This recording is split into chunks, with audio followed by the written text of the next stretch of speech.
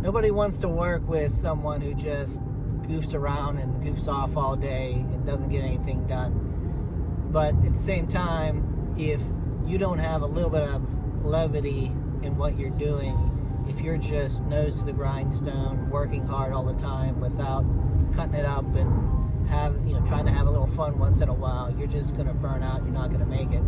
I worked in construction jobs, labor jobs for probably the first 10 or so years of my life, and we worked harder than probably 90% of the population. In the rain, in 90-degree weather, we would get things done. But along the way, we're always having fun, and we would never make it out there without that camaraderie, without that joking around, cutting it up with each other. And so that's what I want to make sure we touched on in this book. Is we talk about a lot of things, about setting your team up for success and being really solid and being really good. And it sounds like a lot, but at the same time, you got to find space for levity throughout. You got to make your coworkers laugh every once in a while. We're all working hard.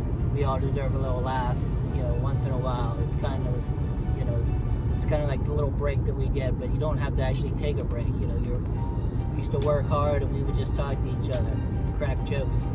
And so I say this in the book that I think, construction workers, people that do labor, working outside, things like that, maybe in a warehouse or whatever, are really good at that. That's what gets them through the day. And I think when I went in, that's all I knew for a long time. When I went into sales and management and stuff, a little bit of that went away, and I think, it wasn't a good thing. And so, work hard, own everything, be legit, take care of business, but always look for some opportunities to have a little fun along the way. And that's how you build relationships, and that's how you build a great culture.